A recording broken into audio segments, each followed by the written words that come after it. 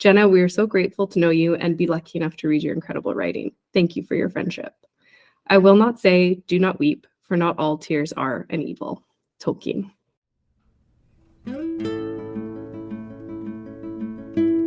Welcome to the Tea Grannies. I'm Elise. And I'm Maria. Today we're going to dive into the sci-fi genre with author SJ Pratt. So pour yourself a cup of tea and let's get started.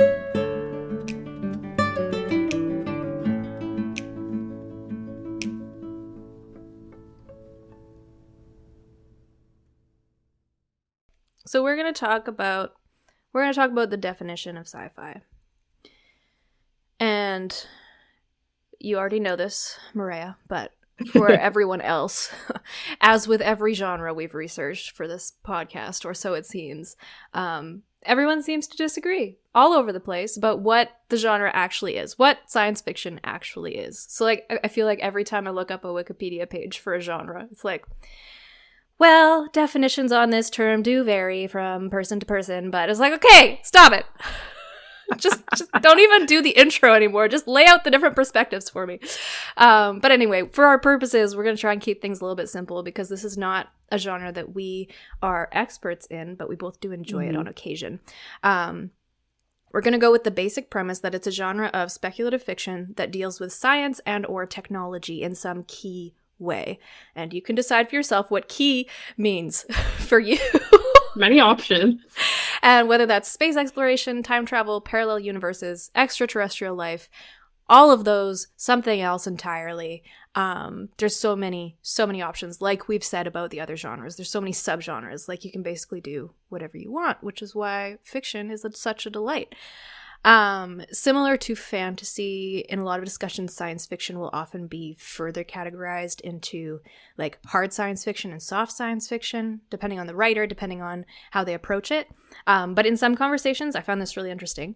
Some people have pointed out that those classifications don't actually look at how rigorous the science is. They look at the type of science. Like if it's physics, then it's hard science. But if it's zoology, then it's soft science. And it's like, what? Zoology is just as much of a science as physics. Like, get over yourselves.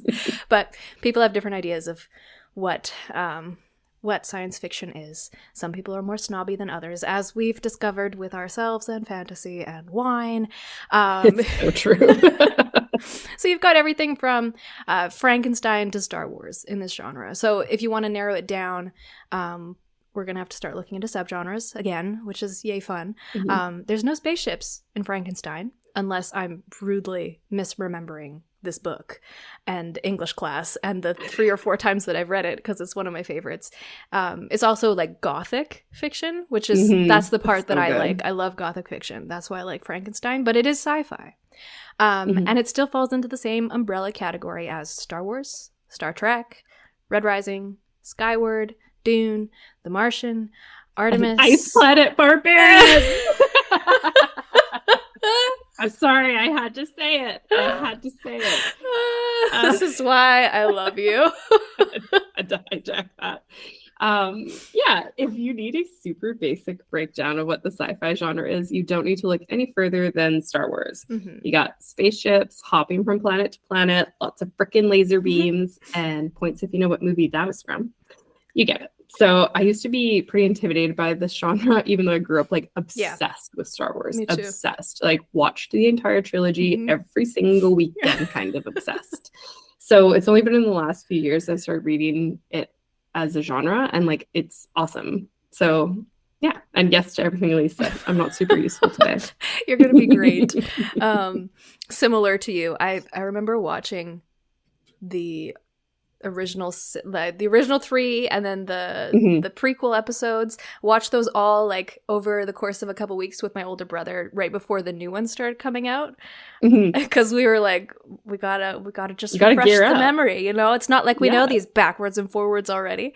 So yeah, I feel that. But also didn't start reading much sci-fi until quite recently. Like that's been a gradual recent development for me.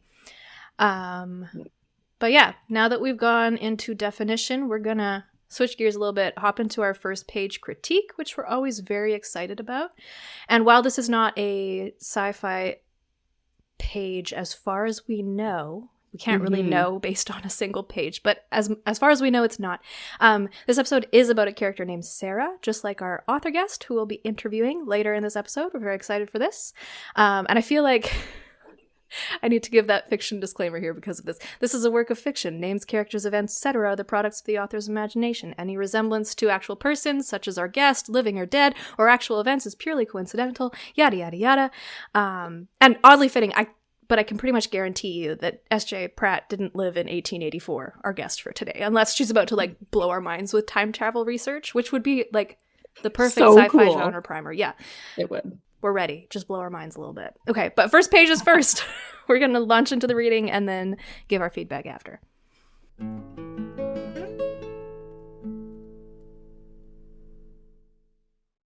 The Lost Legacy of Sarah Winchester. Mrs. Sarah Pardee Winchester has returned from Europe and can be reached at the home of her mother-in-law Jane Winchester at their Prospect Hill address. Courier and Journal, New Haven, Connecticut. 1984. Autumn. Sarah had not planned to return to New Haven so soon, perhaps not at all.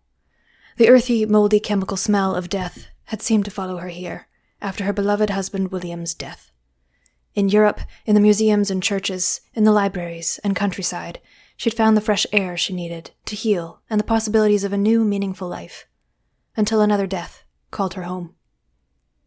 Her oldest sister's illness had ripped Sarah back to reality, and back home to Nurse Mary through the painful process of dying. Cancer, just another form of wasting illness that forced those around you to watch you slowly die. She'd had enough of that. Avoiding the breakfast room full of sunshine and light-hearted chatter, she strode through the familiar halls of the house she and William had shared with his parents, the Italianate house they had designed and built together after the death of their baby daughter. In Sarah's absence, William's sister Jenny and her family had moved in. It was as if new actors now filled the roles intended for her and William. She felt like an intruder in her own home. She could not blame Mother Jane for seeking company. The house was overlarge, and its empty halls would have reminded her of all she'd lost: a husband, her only son. She and Mother Jane shared the propensity to lose those closest to them.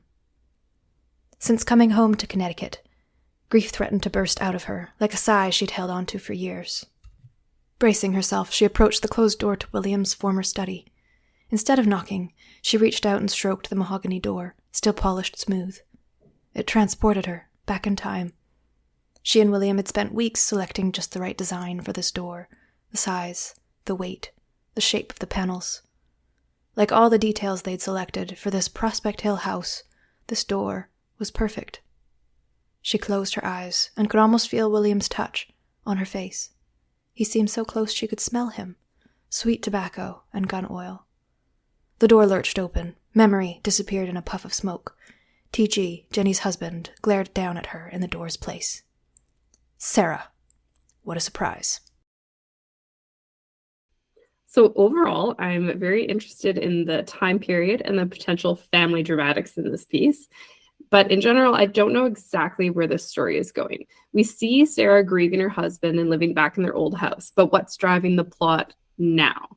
Is Mary dead? Is she still alive at this time? Is she living in the house with them? Is her brother-in-law an overbearing pain in the ass? Is there the risk of her being kicked out of her own home because, sexism? So there's a good amount of sympathy for our main character right off the bat, which I really do like and appreciate. Yeah. But I need to see more plot once we're past that early point.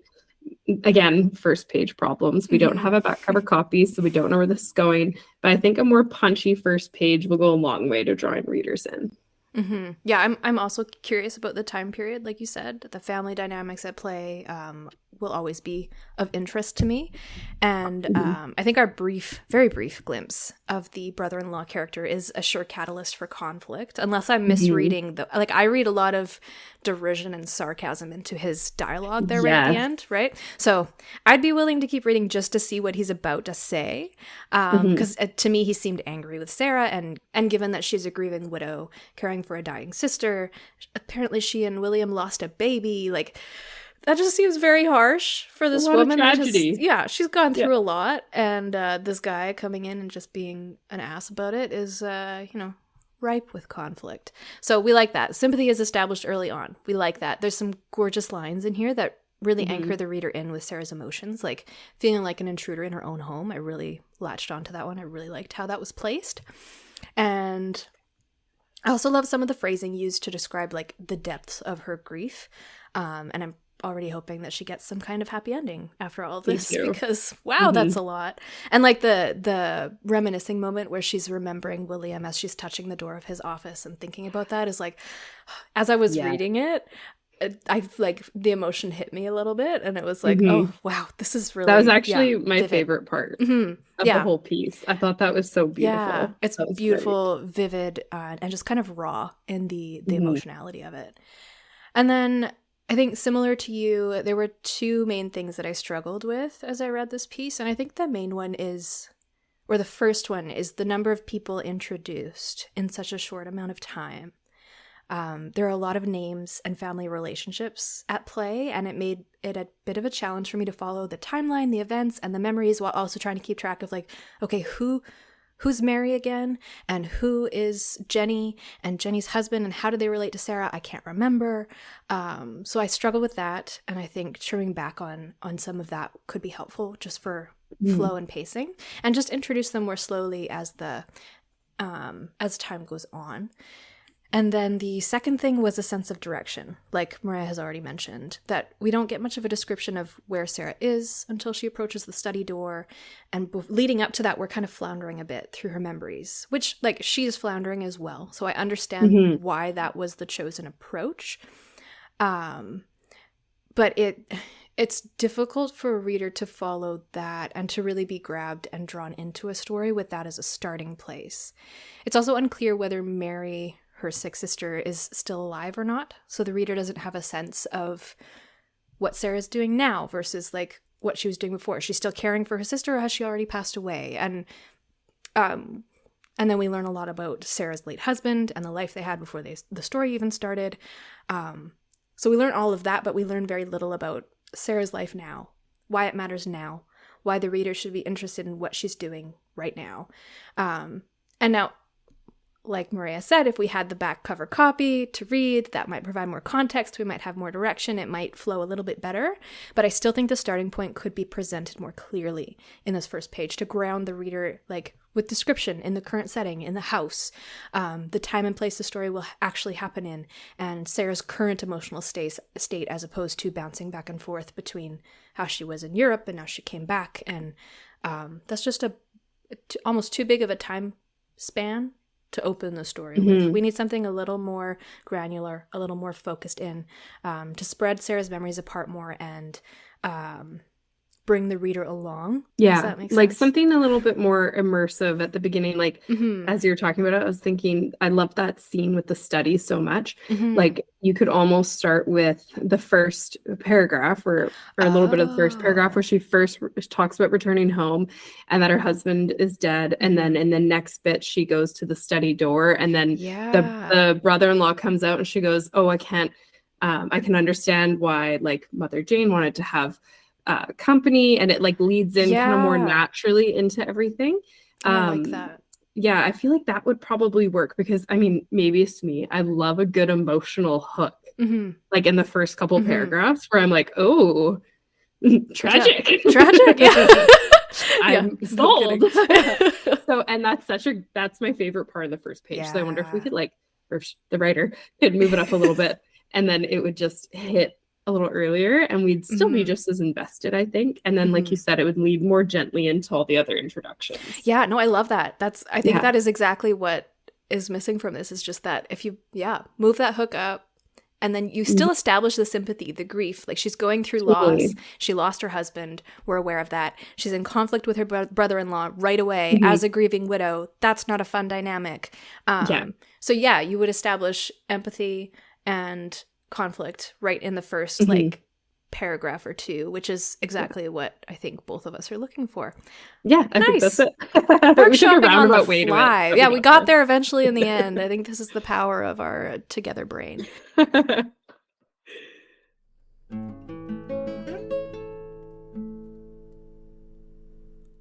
This is a disclaimer. Unfortunately, we had some technical difficulties with the recording of this episode, and some of our audio was no longer accessible after we did the recording. So due to scheduling conflicts and things, we weren't able to re-record it, and just ended up taking what we had and Frankensteining it together. So I guess that's kind of fitting for the topic of this episode.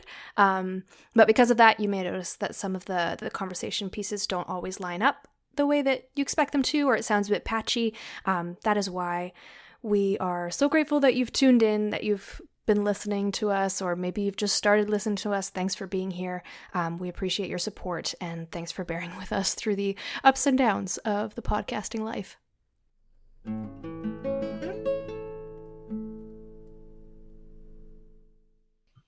So just like we found with fantasy, again, science fiction has a massive list of subgenres, and we're only, even with our two brains together, our shared brain cell, we are only like marginally familiar with some of them. Mm-hmm. So you've got like your standard apocalyptic and post-apocalyptic fiction, like The Hunger Games and Divergent. Those would be considered sci-fi. And then another one that's actually pretty big that I only discovered, I want to say a couple of years ago, is cyberpunk, which is, it's a pretty large subgenre, and one of the most well-known titles I can think of is probably the Bladerunner, but I've only watched the movies, so I don't actually know if the book falls under cyberpunk. Maybe not. I didn't even know it was a book. Yeah, right. I don't even know if I've seen the movie. I wrote a short story, a cyberpunk short story a little while back. Do you remember that robot I remember that. one? It was so good. It was super fun. And it ended up being, very cyberpunk, kind of by accident. Or it was for an anthology. I didn't end up getting in, but I was shortlisted for it. And I think it was like supposed to be a cyberpunk anthology. So that was super fun.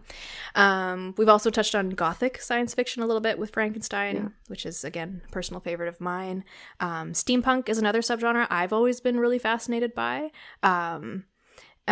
Just with all of like the gears and machinery and working that into a kind of an almost fantasy setting in some ways. It really depends on the author, how they choose to integrate it, but really cool. There's a video game coming out about Pinocchio that is a steampunk version, and it's just wild, like super interesting. So I've always been really interested in that. But another one kind of related that I've learned about more recently is solar punk. And people may or may not be familiar with the term. I would say the one recommendation that I can think of for this subgenre is Becky Chambers' work with A Psalm for the Wild-Built, the Monk and Robot series, which cozy. It's like cozy science fiction. If you want to compare it to cozy fantasy, it's cozy science fiction.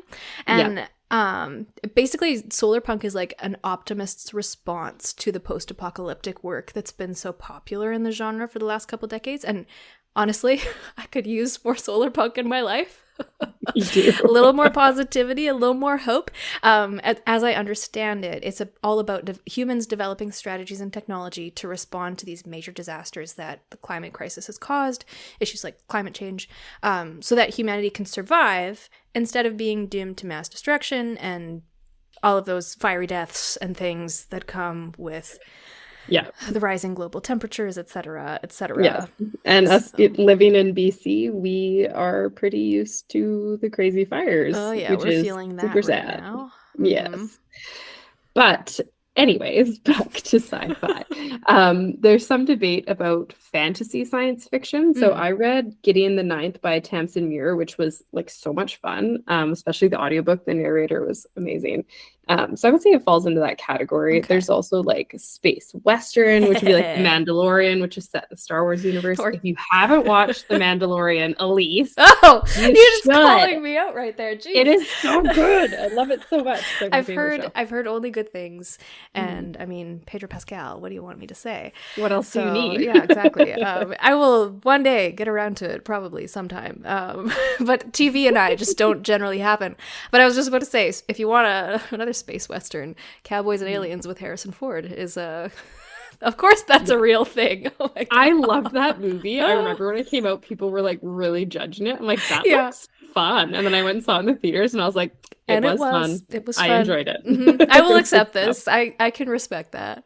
But last but not least, I guess, in our little trail run of science fiction subgenres, I'm going to mention feminist science fiction, because that is like a distinct subgenre of the science fiction genre. You could probably create that for fantasy, but I haven't seen it referenced anywhere in the same way. I think for obvious reasons this happens in science fiction because it's so male dominated. Yes. Because men are considered to be the people that know about science. So we'll just, blow up that bullshit. It runs deep. Yes. I think that's why I never got into science fiction as a kid. Yeah. But we're working on that slowly but surely. And I know nothing about this subgenre, okay? I'm going to be straight up about that. I have never thought about it up until recently. And so I'm not bringing it up because I know what I'm talking about, but because this brings us very nicely to our introduction for our lovely guest today, SJ Pratt. Yeah, sounds great. Well, thank you so much for having me on the show. I'm so excited. Like Elise said, I'm SJ Pratt. I write young adult science fiction and fantasy. The first book of my trilogy came out last year, the 716, and in that we get to dive into a futuristic version of our world where gender norms are reversed. And we follow Andy, who's a scrawny, ambitious guy, and he wants to be an engineer.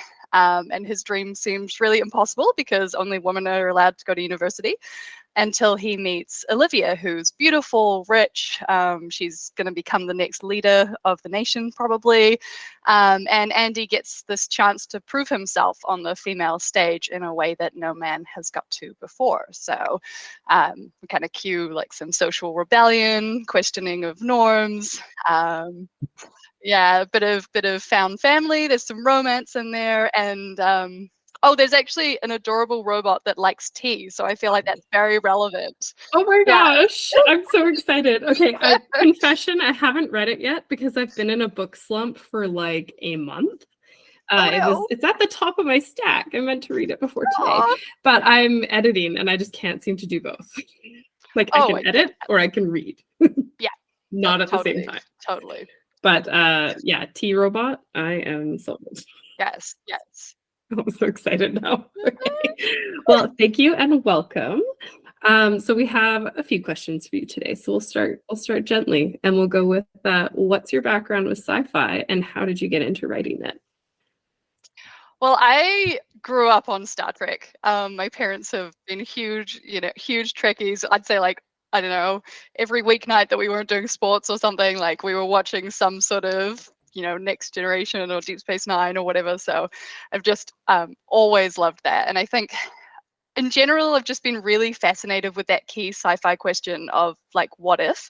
So, like what if aliens came to Earth, or what if we created sentient robots that were faster than and stronger than us? And, or like in the case of my own work, what if pink was considered a really awesome color and femininity was heralded and it was like, well, of course it's all women in the boardroom, like what would that look like? And I think, that's that sort of beauty of sci-fi is that like it's an invitation to explore those ideas and have some really interesting discussion. I love that. I also loved the gender swap because it like just makes the sexism in the world so black and white when you do that. Like, and people are so bewildered by it. Like, well, that's what it's like. Yeah.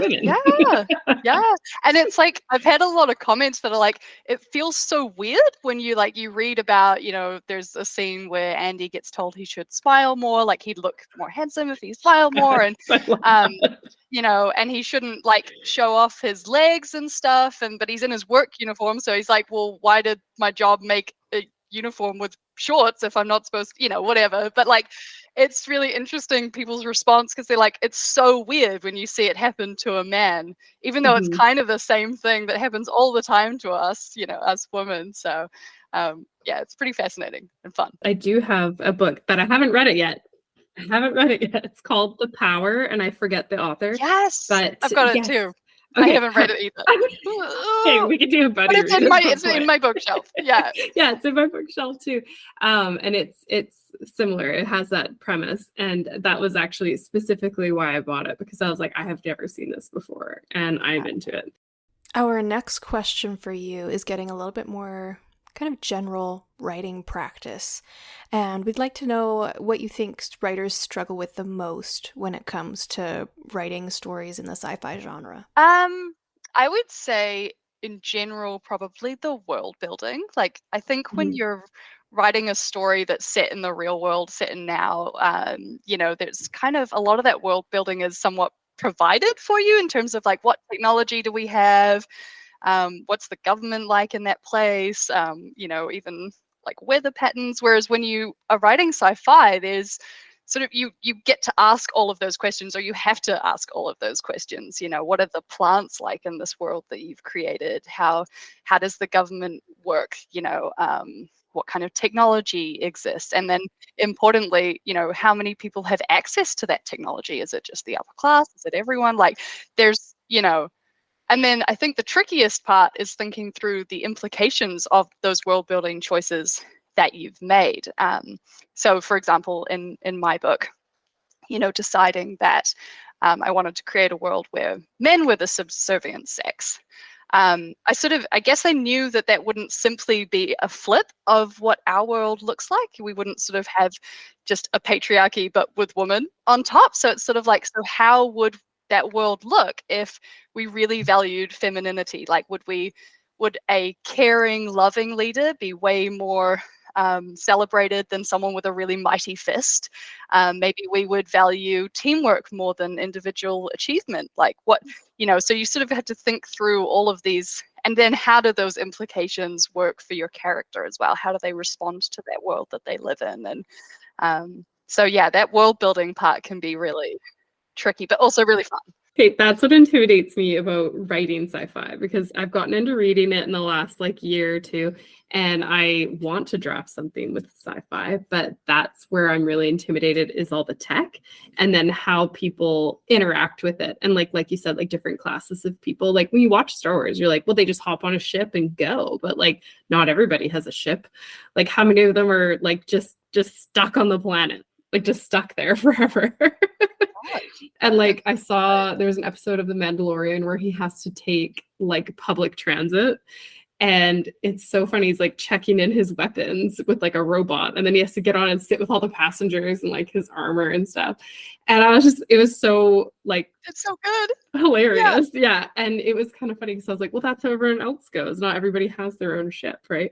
So there's so much that goes into it. The social classes must have a big impact on the world building, is where I was going with that. Yeah. Which leads us to our next question. Look at this. We set them up so great.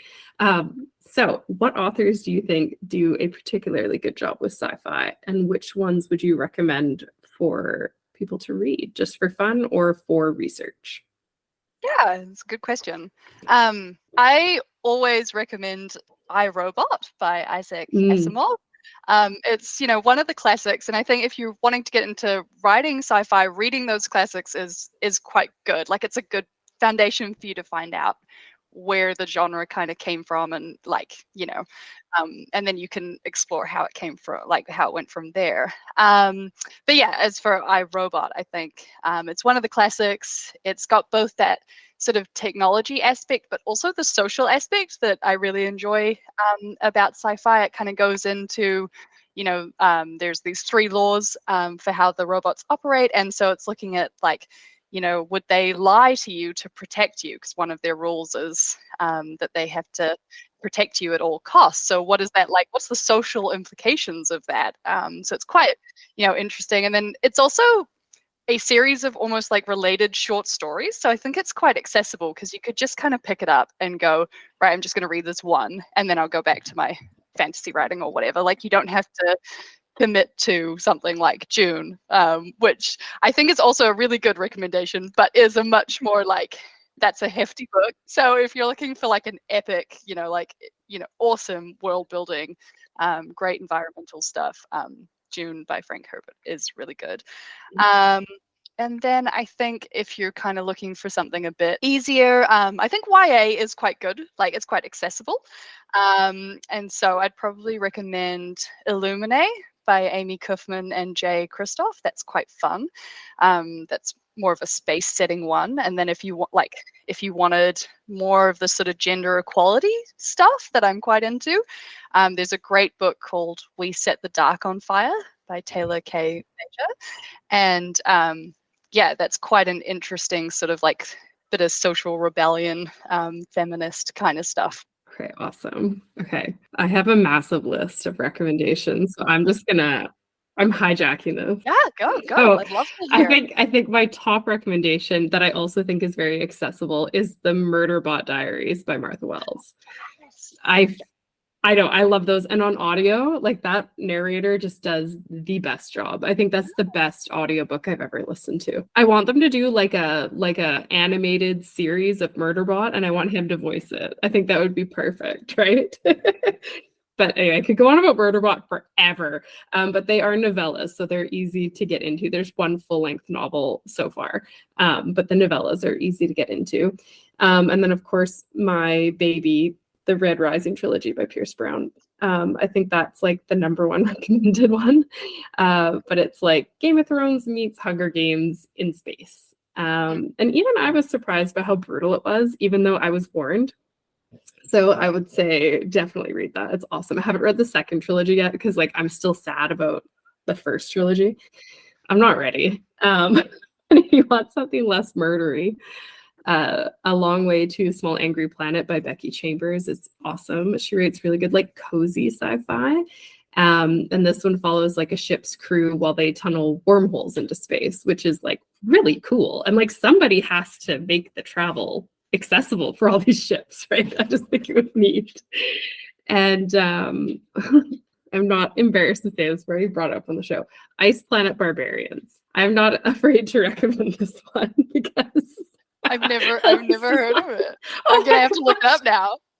Might scar you for life. Okay, it's like smutty sci-fi romance, and it's like this group of women were abducted from Earth, and they like crash land on like, they call it not Hoth in the books. It's like Hoth but not Hoth, and they end up being like rescued and like everything with these like big blue alien guys. And I downloaded it like sort of as a joke because everyone's talking about it on Bookstagram, and I'm like, I need to see what this is all about. And then when I came up for air, I had read 8 of them. Yeah. Like, it's addictive. They're addictive. They have surprisingly good world building. Like they're romance first, sci-fi second. But I was really like, these are actually much better than I thought. Pretty good. Yeah. Recommend them. Quick Love reads. And then for less smutty sci-fi romance, I liked Hunt the Stars and Eclipse the Moon by Jessie Mihalik. And those are more like plot driven. And I have the third one on my shelf, but I haven't read it yet. And those are all my recommendations. So we're obviously big believers in reading what you write. And I think, I mean, Mariah and I have talked about this on the show before, but like, unless you do that, you're not going to know your genre well enough. You're not going to know your readers well enough to give them what they're looking for. So that's always going to be our biggest first piece of advice that we give, of like where to start with writing anything. But getting into more specifics, I guess, where would you recommend newbie sci-fi writers begin when it comes to the technology in their story? Yeah, it's a good question. So I think obviously with these stories, everything's so related, but I personally would start with thinking about your world and your story and your characters, and sort of like what technology that story and those characters require. So like, for example, do your characters need to travel incredibly far distances? Well, then maybe you need something, some sort of faster than light travel, or some sort of interplanetary teleportation, or, so think about what the story, like rather than just sitting down and coming up with a million ideas, thinking about what the story and what the characters actually need. So like, yeah, for example, in my book, I knew that I wanted the sort of government and other organizations to be able to instantly tell what gender you'd been assigned at birth.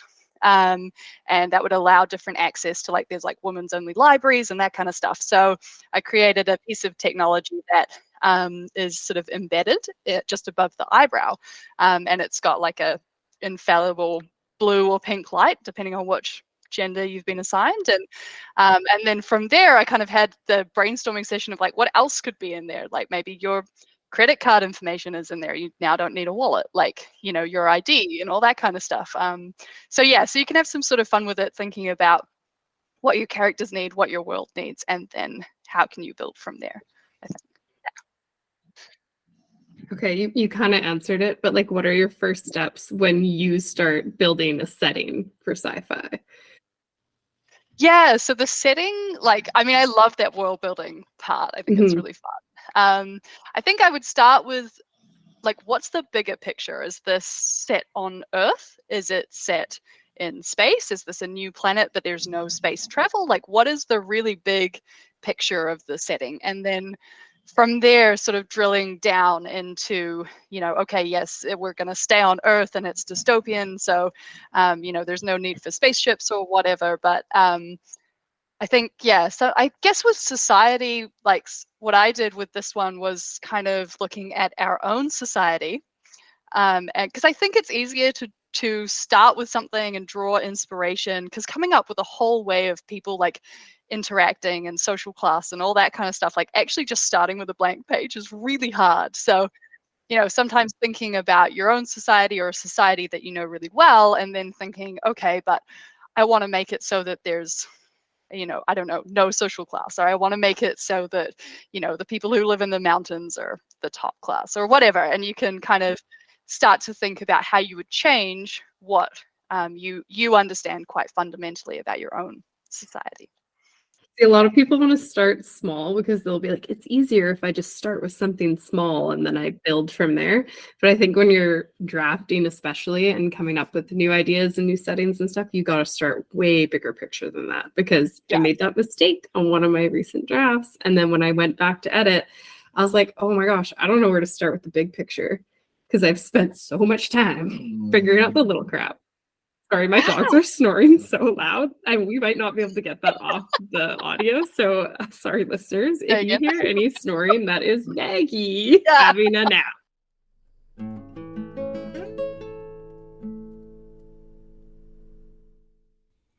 Kind of on that same note, what are your top 3 recommendations for anchoring the reader in that setting that you take those first steps of creating it, and then you really want the reader to immerse themselves in it, to really feel like they're there? How would you approach that? Yeah, definitely. So I would say make the setting part of the story. So have your main character experience the world with your reader. You know, make that setting relevant to the story, to the character's experience, and you know, maybe tell us how your main character reacts to that setting, reacts to their world. Are they annoyed by the injustice around them, or are they excited that they get this opportunity to do this test or visit this place? And so how do they respond to that world? And you know, I think people like characters that interact with the setting, rather than just a huge info dump of like, and then we have these, you know, places. It's like, why is the character there? What, you know, and then how do they react to it? And because you do all this world building research and you're like, oh my god, I've come up with the most amazing world, I'm going to put it all in, you know, and it can get a bit, you know, much for the reader. So if it's relevant to the character and the story, then I think that's the perfect place to really, you know, go into your setting. And then what else? I would say it sounds kind of strange, but details can make a new setting feel really real. Like, for example, instead of saying that they, you know, saw this derelict neighborhood with lots of abandoned houses, like tell us about their main character walking past and that they noticed the like peeling wallpaper and broken frames, and maybe the table is still set for dinner and there's like rodents eating, you know, this carcass that was hastily abandoned. And, you know, some of that kind of stuff can tell us so much about the, you know, did these people, like in that instance, it sounds like the people left in quite a hurry, you know, and so you can tell us that without having to specifically say, and, you know, 1 year ago or 3 weeks ago, people left. You know, you can get that across, and like, and even just a few of those details helps the reader paint their own picture of what this abandoned house might look like. So, yeah. I think that's That might actually be the main thing that I notice when I'm reading other people's writing, like whether I'm workshopping or like reading a book, the info dumps. Like, I mean, everyone's turning around about info dumps by now. I really don't like them because they pull me out of the story. I feel like I'm reading a textbook, and then that just doesn't work for me. I feel disconnected.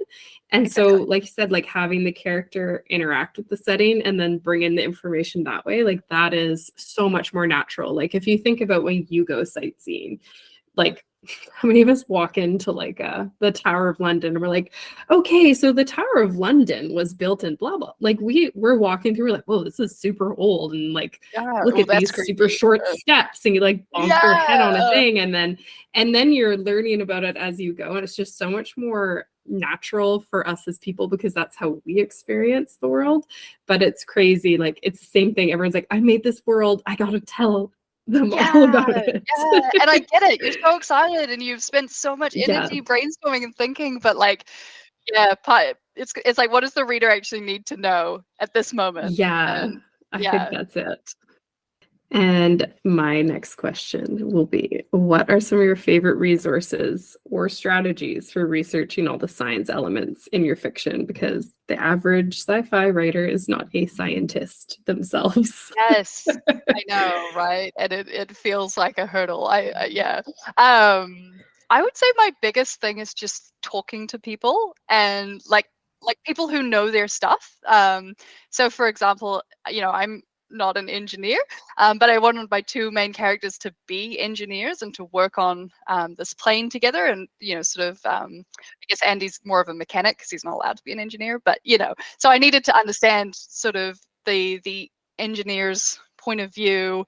Like I wanted to talk to engineers about what are their pain points, like everything down to like women's mechanic overalls often don't fit, like, or they don't have women's ones, they only have the generic ones, and so you end up with a size that's like too big because you've got to fit your breast into this like actually a pole shaped thing. And or if you're really tall, there are some people who would complain that they were tall, and so these are sort of made for, I don't know, a regular sized person, and so your feet would like stick out the bottom.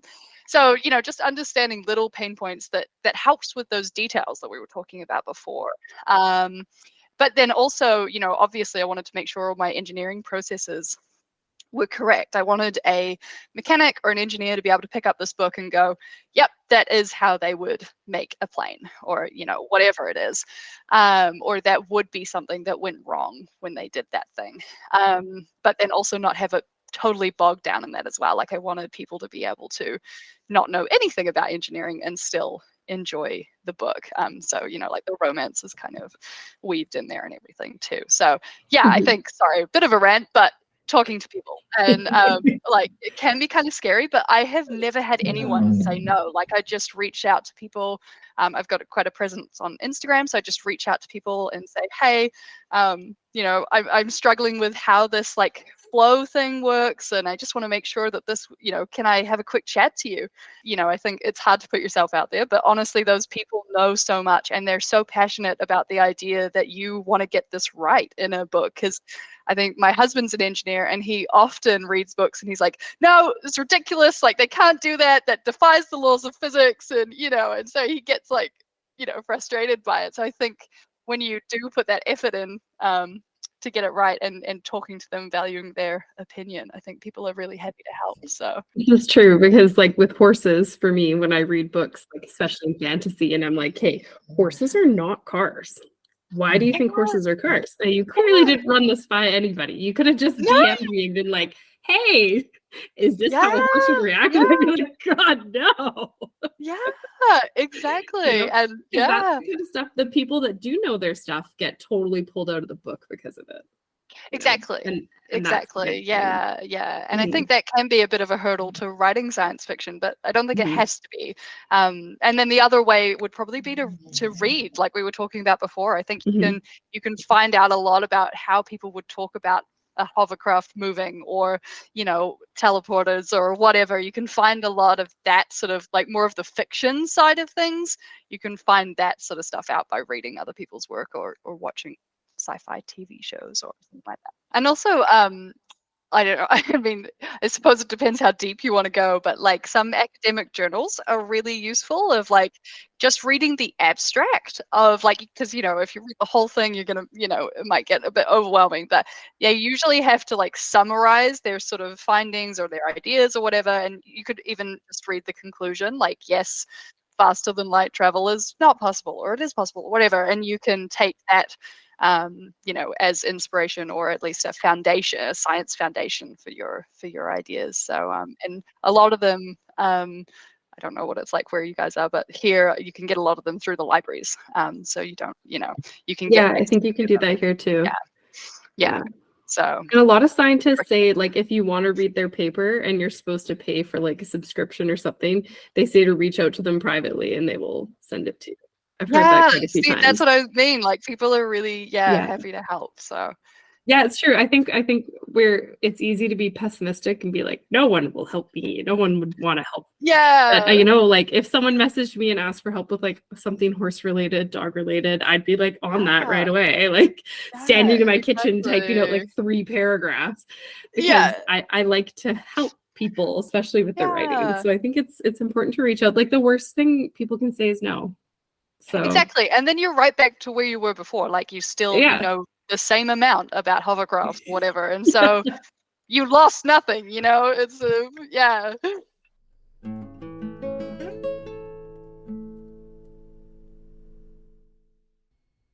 How familiar are you with science fantasy? Like, is that a genre or subgenre you spend much time with at all? I love fantasy and I love science fiction, but I must have read like a ton of ones that fit into science fantasy, but I don't know much about it. I think I do love the idea though. I think it's quite a cool, because I think science fiction and fantasy, like there's a lot of, similar sort of tropes and approaches and that kind of stuff. So, I think if you're into one, like that's a natural place to start looking at, to read, if you wanted to expand your reading.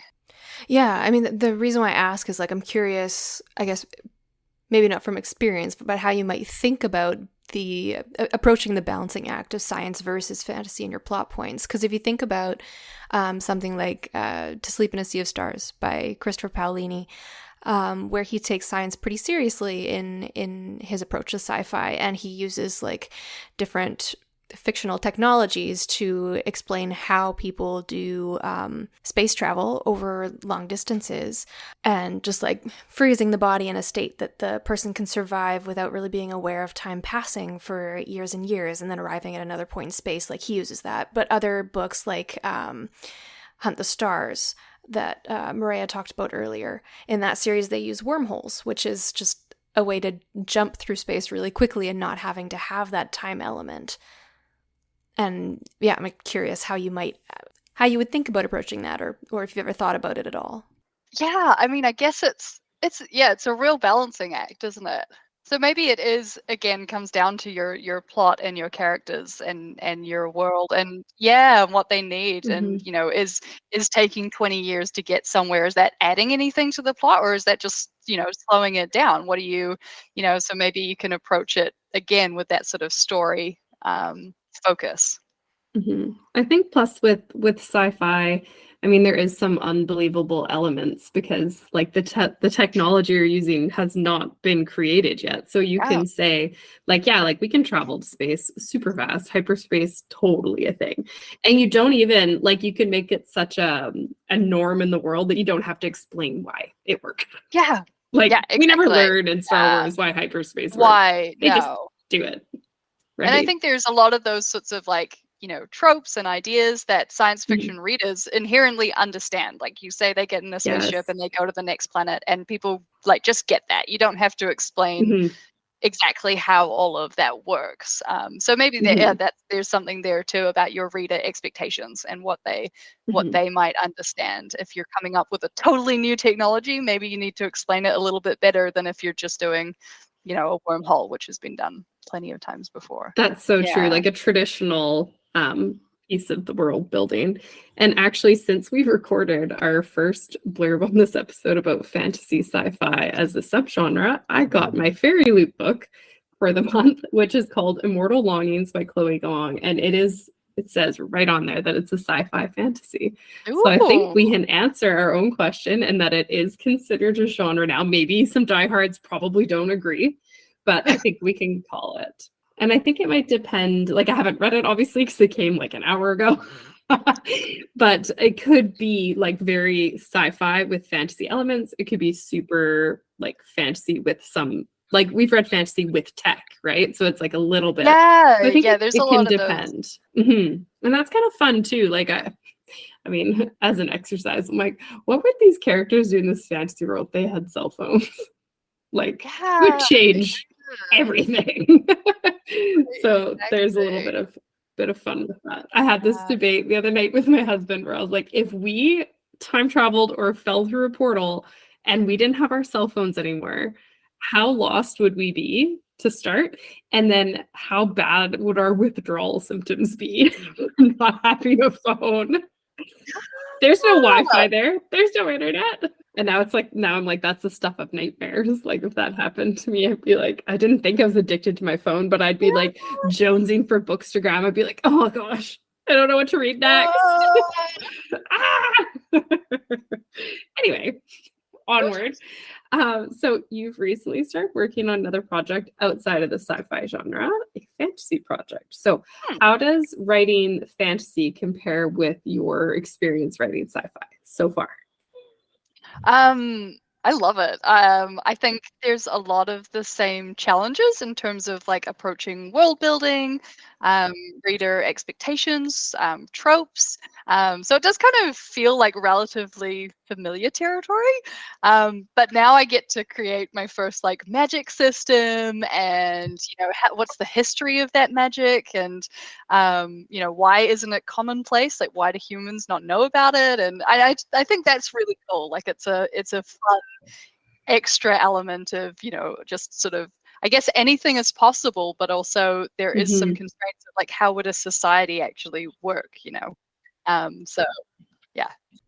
And our final question for you today is looking ahead a little bit. Now that you've got one self-published book under your belt and plans to self-publish a sequel, how do you feel about your choice to go with self-publishing as a way to get your work out there? And I guess the second part to that is, has traditional publishing ever interested you?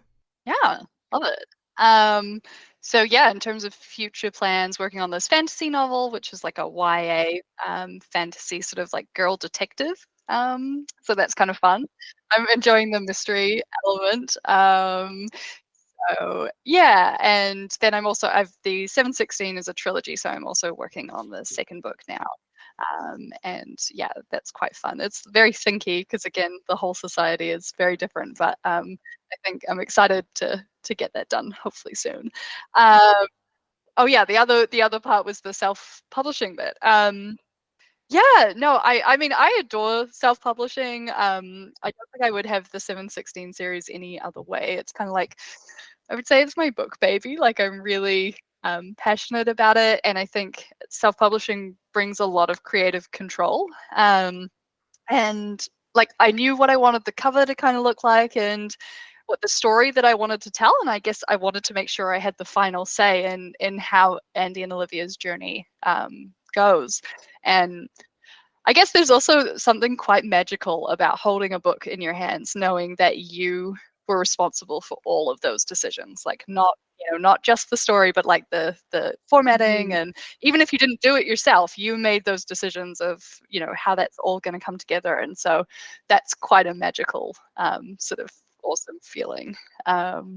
So yeah, so I think I'm definitely for the 716 going to stick with that. I really enjoy that. I think I'd love to do traditional publishing sometime. Like I think that's quite an interesting. I mean, I'm always up for new experiences, and I think there's benefits to that as well in terms of like you've got a support team, and there's you probably get a lot more reach and those sorts of things. I haven't done it, but I guess I also I like the snappiness of self-publishing, so that sort of longer timeline of I think I'd almost have to be working on something like the 716 series too, so that I like could deal with the waiting. Of the So true. And the thing about even trad publishing is like we've had maybe two trad published authors on this show, and they were like, you're totally left to your own devices with marketing unless you're like a huge name. And so if I was like, well, if I'm going to have to do all my own marketing, I may as well just do the whole thing myself. And then no one can tell me what to do because I hate being told what to do. So that's just revealing myself here. So that's a bit like my approach to it. But then again, I wouldn't mind being traditionally published at some point. But I think there maybe certain stories are meant to be self-published so that you can tell them exactly the way you want to tell them and they come out exactly the way you want. So yes, thank you so much. It was so nice to meet you as close as we can be when you're in New Zealand and we're in Canada. But better than never meeting at all.